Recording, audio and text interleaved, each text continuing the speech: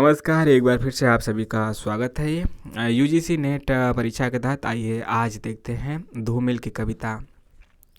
आप सभी का स्वागत है। चैनल को लाइक शेयर सब्सक्राइब जरूर कीजिए और वाचन करते हैं। आइए वाचन यानी कविता को पढ़ते हैं। नक्सलवाड़ी सहमति नहीं, यह समकालीन शब्द नहीं है, इसे बालिगों के बीच चालू मत करो। जंगल से जिरह करने के बाद उसके साथियों ने उसे समझाया कि भूख का इलाज नींद के पास है, मगर इस बात से वह सहमत नहीं था। विरोध के लिए सही शब्द टटोलते हुए उसने पाया कि वह अपनी जुबान सहुआहीन की जांग पर भूल आया है। फिर भी हकलाते हुए उसने कहा, मुझे अपनी कविताओं के लिए दूसरे प्रजातंत्र की तलाश है।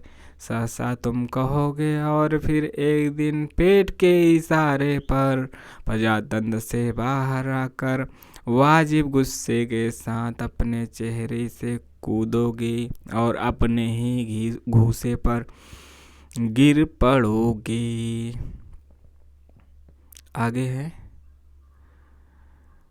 आगे क्या है? क्या मैंने गलत कहा गिर पड़ोगे, क्या मैंने गलत कहा आखिरकार? इस खाली पेट के सिवा तुम्हारे पास वह कौन सी चीज सुरक्षित जगह है? कौन सी सुरक्षित जगह है जहां खड़े होकर तुम अपने दाहिने हाथ की साजिश के खिलाफ लड़ोगे? यह एक खुला हुआ सच है कि आदमी दाएं हाथ की नैतिकता से इस कदर मजबूर होता है कि तमाम उम्र गुजर जाती है, मगर गार्ड सिर्फ बाएं हाथ से धोता है। और अब तो हवा भी बदल चुकी है और सारे इश्तिहार उतार लिए गए हैं जिनमें कल आदमी अकाल था। वक्त के फालतू हिस्सों में छोड़ी गई पालतू कहानियाँ देश प्रेम के हिज्जे भूल चुकी हैं और वह सड़क समझौता बन गई है जिस पर खड़े होकर कल तुमने संसद को बाहर आने के लिए आवाज दी थी। नहीं, अब वहाँ कोई नहीं है। मतलब की इबारत से होकर सबके सब व्यवस्था के पक्ष में चले गए हैं। लेखपाल की भाषा के लंबे सुनसान में जहाँ पालो और बंजर का फर्क मिट चुका है, चंद खेत हथकड़ी पहने खड़े हैं और विपक्ष में सिर्फ कविता है। सिर्फ हज्जाम की खुली हुई किस्मत में एक उस्तरा चमक रहा है, सिर्फ भंगी का एक झाड़ू हिल रहा है। नागरिकता का हक हलाल करती हुई गंदगी के खिलाफ, और तुम हो विपक्ष में बेकारी और नींद से परेशान। एक जंगल है, मतदान के बाद खून में अंधेरा पछिड़ता हुआ जंगल मुखबिर है। उसकी आंखों में चमकता हुआ भाईचारा किसी भी रोज तुम्हारे चेहरे की हरियाली को बेमुरौवत चाट सकता है। खबरदार, उसने तुम्हारे परिवार को नफरत के उस मुकाम पर ला खड़ा किया है। कल तुम्हारा सबसे छोटा लड़का भी तुम्हारे पड़ोसी का गला अचानक अपनी स्लेट से काट सकता है। क्या मैंने गलत कहा आखिरकार? तो यहाँ पे जो नक्सलवाड़ी कविता है यहाँ पे समाप्त होती है। आपको यह कविता कैसी लगी इसको बताइएगा ज़रूर। और नक्सलवाड़ी के बाद इसमें जो पंक्तियाँ हैं धूमिल की कविता में नेट के सिलेबस में, उसमें पहचानने वाली एक बड़ी चुनौती रहेगी कि कौन किस कविता से कौन लाइन है और कौन लाइन पहले आया कौन बाद में आया। तो पहले तो हमें कविता पहचाननी कौन किस कविता से है। तो ऊपर हमने पढ़ा नक्सलवाड़ी, अब पढ़ेंगे मोचीराम। रापी से उठी हुई आंखों ने मुझे क्षण भर टटोला और फिर जैसे पति आए हुए स्वर में वह हंसते हुए बोला, बाबूजी सच कहूँ मेरी निगाह में न कोई छोटा है न कोई बड़ा है, मेरे लिए हर आदमी एक जोड़ी जूता है। जूता आ गया, मोचीराम आ गए, जो मेरे सामने मरम्मत के लिए खड़ा है। और असल बात तो यह है कि वह चाहे जो है जैसा है जहाँ कहीं है, आजकल कोई आदमी जूते की नाप से बाहर नहीं है। फिर भी मुझे ख्याल है रहता है कि पेशेवर हाथों और फटे जूतों के बीच कहीं न कहीं एक आदमी है जिस पर टांके पड़ते हैं, जो जूते से झांकती हुई अंगुली की चोटी छाती पर हथौड़े की तरह सहता है। यहाँ तरह तरह के जूते आते हैं और आदमी की अलग अलग नवैयत बतलाते हैं। सबकी अपनी अपनी शक्ल है, अपनी अपनी शैली है। मसलन एक जूता है, जूता क्या है, चकतियों की थैली है। इसे एक आदमी पहनता है जिसे चेचक ने चुग लिया है। उस पर उम्मीद को तरह देती हुई हंसी है, जैसे टेलीफोन एक खम्भे पर कोई पतंग फंसी है और खड़खड़ा रही है। बाबूजी, इस पर पैसा क्यों फूकते हो, मैं कहना चाहता हूँ, मगर मेरी आवाज़ लड़खड़ा रही है। मैं महसूस करता हूँ भीतर से एक आवाज़ आती है, कैसे आदमी हो, अपनी जाति पर थूकते हो। आप यकीन करें उस समय मैं शक्तियों की जगह आंखें ताकता हूँ और पैसे में पड़े हुए आदमी को बड़ी मुश्किल से निभाता हूँ। एक जूता और है जिसमें पैर को नाद कर एक आदमी निकलता है सैर को। न वह अक्लमंद है न अक्लमंद है, न वक्त का पाबंद है, न वक्त का पाबंद है। उसकी आंखों में लालच है, उसकी आंखों में लालच है, हाथों में घड़ी है। उसे जाना कहीं नहीं है, मगर चेहरे पर बड़ी हड़बड़ी है। वह कोई बनिया है या बिसाती है, मगर रोब ऐसा कि हिटलर का नाती है। इसे बांधो, उसे काटो, यहाँ ठोको, वहाँ पीटो, गिस्सा दो, ऐसा चमकाओ, जूते को ऐना बनाओ। ओफ, बड़ी गर्मी है, रुमाल से हवा करता है, मौसम के नाम पे बिसूरता है। सड़क पर आतियों जातियों को बानर की तरह घूरता है। गरज किस जानवर का जिक्र आया? बानर, बंदर, मंकी। गरज यह कि घंटे भर खटवाता है, मगर नामा देते वक्त साफ नट जाता है। शरीफों को लूटते हो वह गुर्राता है और कुछ सिक्के फेंक कर आगे बढ़ जाता है। अचानक चिढ़ कर सड़क से उछलता है और पटरी पर जा चढ़ बैठता है। चोट अब पैसे पर पड़ती है तो कहीं न कहीं एक चोर किल दबी रह जाती है, जो मौका पाकर उभरती है और उंगली में गड़ती है। मगर इसका मतलब यह नहीं कि मुझे कोई गलतफहमी है।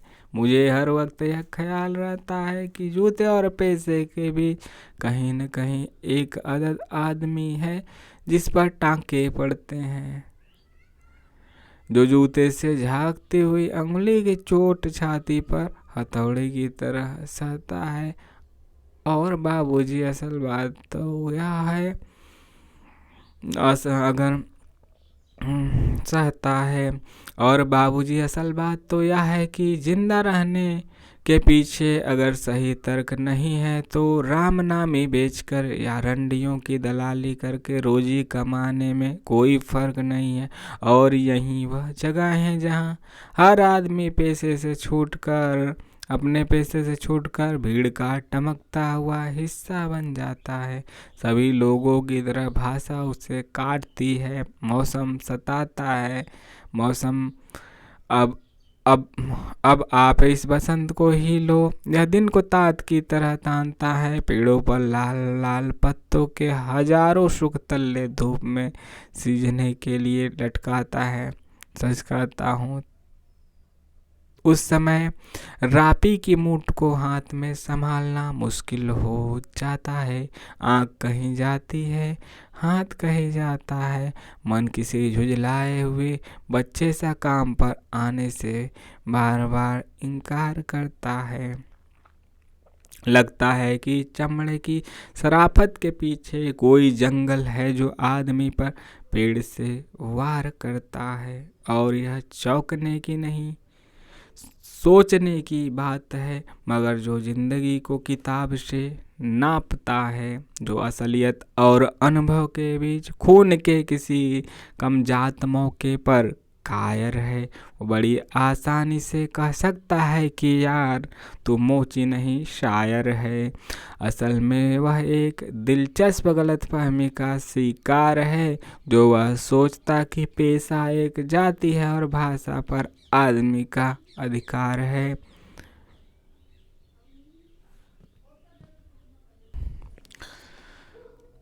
आदमी का नहीं किसी जाति का अधिकार है, जो वह सोचता कि पेशा एक जाति है और भाषा पर आदमी का नहीं किसी जाति का अधिकार है। जबकि असलियत यह है कि आग सबको जलाती है, सच्चाई सबसे होकर गुजरती है। कुछ हैं जिन्हें शब्द मिल चुके हैं, कुछ हैं जो अक्षरों के आगे अंधे हैं। वे हर अन्याय को चुपचाप सहते हैं और पेट की आग से डरते हैं, जबकि मैं जानता हूँ कि इनकार से भरी हुई एक चीख और एक समझदार चुप, दोनों का मतलब एक है। भविष्य गढ़ने में चुप और चीख अपनी अपनी जगह एक ही किस्म से अपना अपना फर्ज अदा करते हैं। तो यह आपका रहा कविता। ठीक है, कविता हमने देखा क्या, मोची राम, मोची मोची मोची राम। इसके बाद है अकाल दर्शन। भूख कौन उपजाता है, वह इरादा जो तरह देता है, या वह घृणा जो आंखों पर पट्टी बांध कर हमें घास की सट्टी में छोड़ आती है। उस चालाक आदमी ने मेरी बात का उत्तर नहीं दिया। उसने गलियों और सड़कों और घरों में बाढ़ की तरह फैले हुए बच्चों की ओर इशारा किया और हंसने लगा।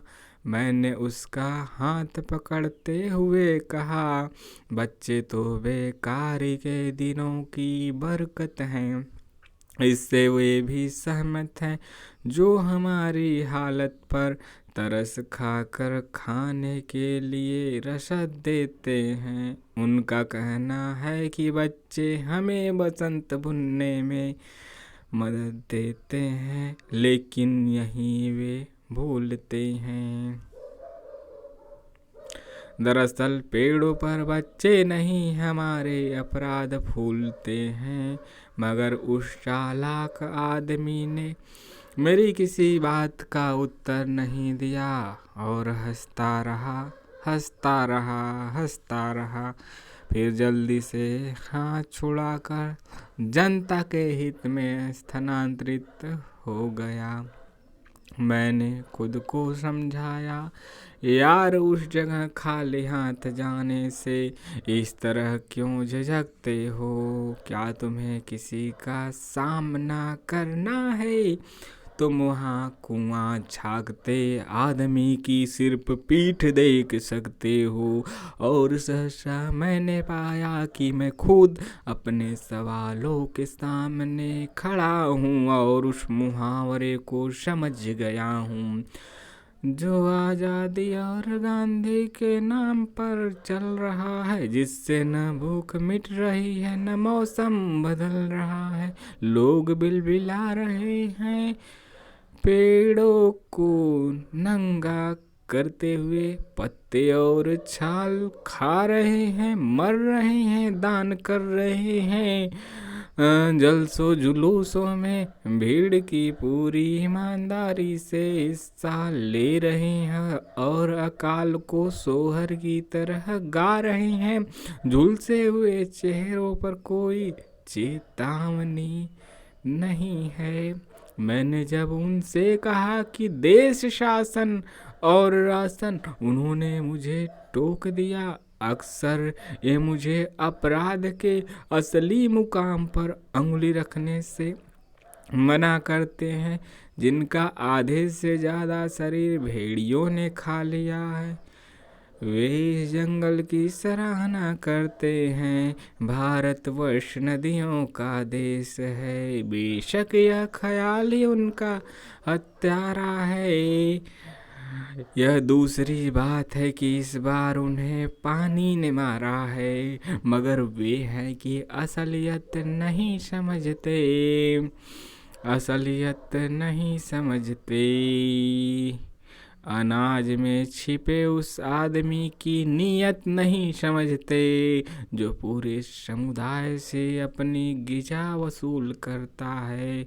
कभी गाय से, कभी हाय से, कभी गाय से, कभी हाय से, यह सब कैसे होता है? मैं उसे समझता हूँ, मैं उन्हें समझता हूँ। यह कौन सा प्रजातांत्रिक नुस्खा है कि जिस उम्र में मेरी माँ का चेहरा झुर्रियों की झोली बन गया है, उसी उम्र में मेरी पड़ोस की महिला के चेहरे पर मेरी प्रेमिका के चेहरे सा लोच है।